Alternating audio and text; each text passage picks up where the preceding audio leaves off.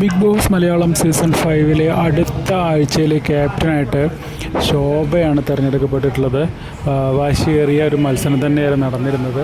കണ്ണ് കെട്ടി ഒരു ടേബിളിന് മുകളിലിരിക്കുന്ന പല വർണ്ണങ്ങളിലുള്ള കൊടികൾ, അതായത് ഓരോരുത്തർക്കും ഓരോ നിറങ്ങൾ കൊടുത്തിട്ടുണ്ട്. അതേ നിറത്തിലുള്ള കൊടികൾ എടുത്തുകൊണ്ടുപോയി അപ്പുറത്തുള്ള അല്ലെങ്കിൽ മറുവശത്തുള്ള ഒരു ഹോള് ഇട്ടിട്ടുള്ള സ്റ്റാൻഡിൽ കൊണ്ടുപോയി സ്ഥാപിക്കുക എന്നുള്ളതാണ് ടാസ്ക്. എല്ലാവരും വളരെ നന്നായിട്ട് ശ്രമിച്ചു. ഹൗസ് അംഗങ്ങളെല്ലാവരും തന്നെ നന്നായി പ്രോത്സാഹിപ്പിച്ചു. അതിനിടയ്ക്ക് സെറീന സൈഡിൽ കൊടുത്തിട്ടുള്ള ബാറിൽ തട്ടി വീണു, പക്ഷേ വലിയ പരിക്കൊന്നും പറ്റിയില്ല. മിഥുനും അതേപോലെ തന്നെ വളരെ നന്നായിട്ട് ശ്രമിച്ചു, പക്ഷേ വിജയം കൈവരിച്ച ശോഭയാണ്. ശോഭ അങ്ങനെ വീണ്ടും അടുത്ത ആഴ്ചയിലേക്കുള്ള ക്യാപ്റ്റനായിട്ട് തിരഞ്ഞെടുക്കപ്പെട്ടിരിക്കുകയാണ്. ഇനി എന്തൊക്കെ മാറ്റങ്ങളാണ് വീട്ടിൽ കൊണ്ടുവരാൻ പോകുന്നത്, കഴിഞ്ഞ ക്യാപ്റ്റൻസിയേക്കാൾ കൂടുതൽ ഇത്തവണ തിളങ്ങുമോ എന്നുള്ളതൊക്കെ നമുക്ക് വഴിയെ കണ്ടറിയാം.